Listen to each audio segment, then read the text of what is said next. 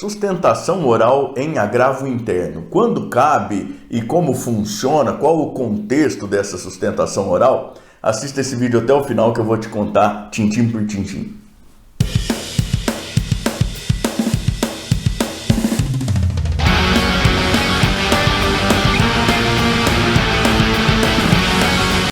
Eu sou o professor Thiago Caversan e compartilho semanalmente, aqui mesmo no canal, vídeos relacionados à teoria e à prática do direito, como o vídeo de hoje em que eu trato da sustentação oral em agravo interno. E isso já a partir de vários anos de experiência como advogado e também como professor universitário. Se você gosta desse tipo de conteúdo, inscreva-se aqui embaixo, também clique no sininho, até para ficar sempre a par das novidades que nós trazemos para cá. Hoje eu quero conversar contigo sobre a sustentação oral em agravo interno, que teve uma modificação agora no início de junho, né? Lei do dia 2 de junho de 2022, mais precisamente a Lei 14.365, que alterou o artigo 7º da Lei 8.906 de 1994, o Estatuto da Advocacia e da Ordem dos Advogados do Brasil, que é, portanto, lei federal. Então vamos contextualizar um pouco isso aqui tudo. Vejam, o agravo interno, segundo o artigo 1021 do Código de Processo Civil, é o recurso que cabe contra a decisão monocrática do relator em órgãos colegiados. E a gente tem a previsão de decisões monocráticas dos relatores nos tribunais lá no artigo 932 do Código de Processo Civil. Então você tem lá uma série de possibilidades, o reconhecimento de inadmissibilidades, por exemplo, até julgamento monocrático aí de provimento ou de improvimento dos recursos, por exemplo. Contra essa decisão monocrática, o recurso tipicamente que cabe é o recurso de agravo interno, lá do artigo 1021 do Código de Processo Civil. Alguns tribunais por aí, inclusive o Supremo Tribunal Federal, veja só você, nos seus regimentos internos chamam esse agravo, que a lei chama de agravo interno, de agravo regimental ainda, tá certo? Mas é aquilo que o texto normativo do Código de Processo Civil chama atualmente de agravo interno. O que regula sustentação oral no nosso Código de Processo Civil é o artigo 937. O 937 prevê lá as hipóteses de cabimento da sustentação oral, a sistemática da sustentação oral e tudo mais. Então, você tem lá, o recurso é pautado para uma sessão de julgamento.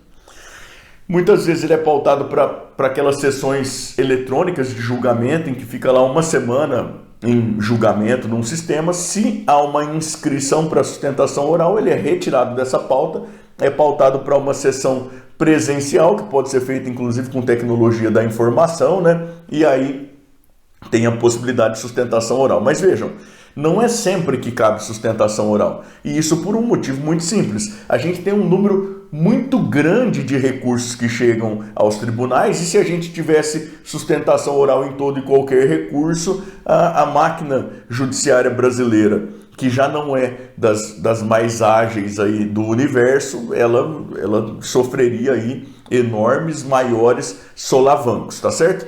Isso fez com que, na redação original do Código de Processo Civil, houvesse lá uma previsão de sustentação oral para os agravos internos também, né? O último inciso lá do 937 que foi vetado. E a razão do veto foi justamente, olha, isso aqui vai implicar enorme prejuízo à celeridade processual, que é um dos valores aí que o Código de Processo Civil de 2015, na exposição de motivos e tudo mais, procurava promover. Então, vejam, a gente tinha no texto normativo aprovado pelo Legislativo uma previsão de sustentação oral para determinados agravos internos. Essa previsão foi vetada. E o que acabou vindo ao mundo jurídico aí foi o seguinte, olha, caberá sustentação oral nos agravos internos nos termos do regimento interno de cada tribunal. Acontece que a maior parte dos regimentos internos acabou fazendo a previsão de que caberia sustentação oral em agravo interno exclusivamente quando a decisão monocrática fosse uma decisão de negativa de mandado de segurança, de reclamação ou então de ação rescisória. Então era uma possibilidade bastante limitada aí do cabimento de sustentação oral em agravo interno. Agora, isso, de novo, vale repetir, a gente tem um número muito grande de recursos, uma preocupação aí com a celeridade processual, se a gente tivesse uma multiplicação muito grande do número de sustentações orais. Agora, é necessário verificar um outro lado também, né? Como que funciona na prática agravo interno no Brasil. Agravo interno, lembrando, recurso interposto contra decisão monocrática. Quem é o relator do agravo interno? É o prolator da decisão monocrática. É quem construiu a decisão monocrática, é o próprio relator do processo. E há quem justifique isso com a ideia de juiz natural e tudo mais. Mas veja, a gente tem alguém que tem um viés cognitivo já. E veja você o seguinte, se o relator do agravo interno se dá por convencido das razões do agravo interno, ele pode se retratar de sua decisão.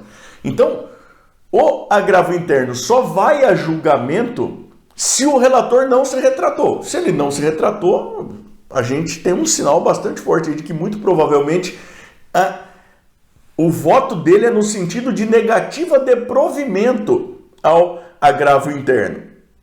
Não é isso? Ele, relator. Você vai ter lá, em geral, né, nos nossos tribunais por aí, outros dois, pelo menos, votando com ele. Então, para ter um resultado favorável, o agravante precisa ter pelo menos dois votando em favor de sua tese. Tem o relator, quem faz o relatório, elabora um voto necessariamente. Votando contrário, ele precisaria convencer os outros dois de suas razões. E isso em um recurso em que tinha sido ceifada a possibilidade de sustentação oral. Como, né, convencer? Você pode distribuir memoriais, na prática mesmo. Como convencer esses outros dois das razões sem a possibilidade de sustentação oral e tendo uma noção mais ou menos, né, de como esses recursos nesses plenários virtuais que duram aí uma semana, como é que as coisas acontecem na prática. Isso era um negócio bastante complicado, né?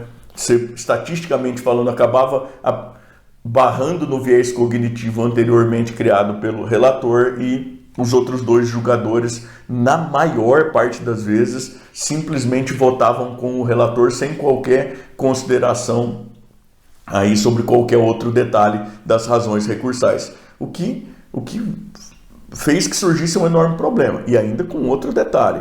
O parágrafo 4º do artigo 1021 prevê a possibilidade de aplicação de multa de 1 a 5% caso seja negado o provimento ou então seja considerado manifestamente inadmissível o agravo interno por decisão unânime. Então você já tem lá o relator votando contra, porque se ele não votasse contra, ele se retrataria ao invés de levar a julgamento. E os outros dois, estatisticamente falando, na maior parte massacrante das vezes, simplesmente votando junto com o relator. Com esse risco de multa, quer dizer, as circunstâncias para aplicação dessa multa são objeto de uma outra conversa nossa, tá bom? Então, isso criou um problema muito grande na prática jurisdicional, né? na prática de acesso aos tribunais. De maneira que nós não sabemos qual vai ser o reflexo disso na prática.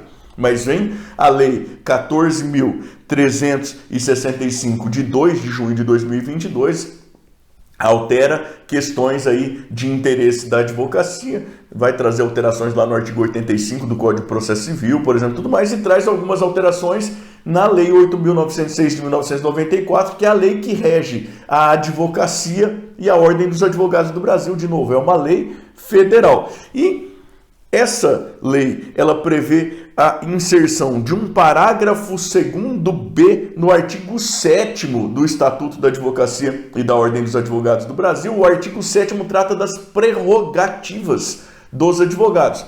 E eu gosto sempre de lembrar que são prerrogativas dos advogados na defesa dos interesses e dos direitos dos cidadãos. Essas prerrogativas não podem ser vistas aí como privilégios da classe de advogados, porque privilégio não tem nada de republicano. As prerrogativas que fazem sentido são aquelas que fazem sentido na defesa do interesse do cidadão, dos direitos do cidadão consagrados na nossa ordem jurídica. E aí o parágrafo 2º-B, então, vai trazer a possibilidade de sustentação oral em recurso interposto contra decisão monocrática. O texto normativo é esse daqui, olha: poderá o advogado realizar a sustentação oral no recurso interposto contra a decisão monocrática de relator que julgar o mérito ou não conhecer dos seguintes recursos ou ações. Vejam, não depende mais só do regimento interno dos tribunais, agora tem previsão na lei. O artigo 5º dessa lei diz que ela entra em vigor na data de sua publicação. Foi publicada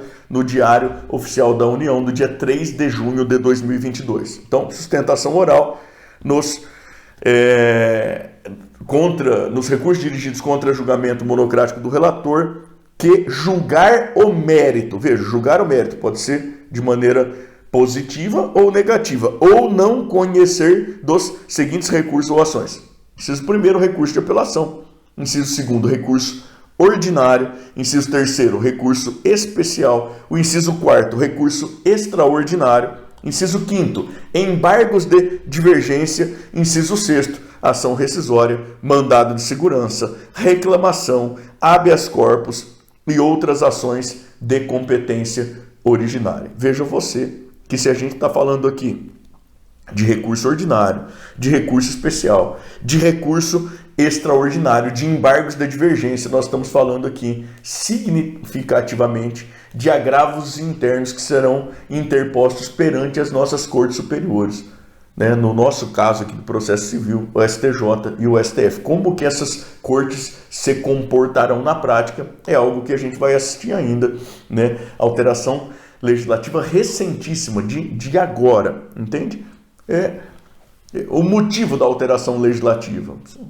Vou te falar que como eu já te sugeri aí enquanto a gente falava da prática de julgamento dos recursos e tudo mais, é muito, muito, muito o comportamento das nossas cortes na apreciação de agravos internos. Tem um outro detalhe para o qual eu quero chamar aqui a sua atenção, que é o seguinte: o parágrafo 2º-B, novo parágrafo 2º-B do artigo 7º do Estatuto da Advocacia e da Ordem dos Advogados do Brasil, inserido precisamente por essa lei 14.365 de 2022, ele vai falar que é possível a sustentação oral, é prerrogativa do advogado agora a sustentação oral no recurso interposto contra a decisão monocrática. Você pode até pensar o seguinte: bom, se o advogado vai lá e maneja embargos de declaração contra essa decisão monocrática, é um recurso aí instrumentalizado contra uma decisão monocrática, e segundo o texto normativo aqui, estaria garantida a sustentação oral. Veja, é uma interpretação que é possível, não me parece que é a interpretação que vai prevalecer. Até porque se a gente conjuga aí com o artigo 1021, recurso que cabe efetivamente contra a decisão monocrática é o recurso de agravo interno, lembrando alguns regimentos internos, anos depois aí da vigência do Código de Processo Civil de 2015, continuam chamando de agravo regimental. O embargo de declaração, recurso que cabe contra qualquer decisão que tenha lá vícios de omissão, contradição, obscuridade ou erro material. Me parece que a melhor interpretação aqui do parágrafo 2º-B não é no sentido de que o advogado pode fazer qualquer coisa que aí vai caber sustentação oral, não. Parece-me que o raciocínio aqui ele está dirigido especialmente para o agravo interno, tá bom? Em resumo, bem resumido, é isso. E, de novo, a gente vai precisar ver como que as nossas cortes superiores lidarão com esse dispositivo aqui, que diz que a sustentação oral, nessas hipóteses, é prerrogativa do advogado, pelo que me parece, tá bom? Eu queria te convidar a interagir aqui comigo, contando para mim aqui embaixo, nos comentários, de onde é que você me assiste e por que é que você veio até esse vídeo. Se você já é advogado, se você é estudante de direito, se você é parte em algum processo em que tem um agravo interno aí sendo processado numa circunstância assim, conta aqui para mim de onde é que você me assiste e por que é que você chegou até aqui, por favor, até para a gente poder, na medida do possível, interagir um pouco, tá bom? Também queria te convidar a continuar navegando aqui pelo canal, especialmente a partir deste vídeo aqui em que eu falo sobre a sustentação oral propriamente dita, dou dicas práticas e tudo mais. Tenho certeza que você vai gostar muito. E também queria te pedir de novo, por favor, para se inscrever no canal, para clicar no sininho, para dar o seu joinha, porque isso é muito importante para que a gente continue trazendo esse material para cá, tá bom? Muito obrigado, até mais, tchau, tchau!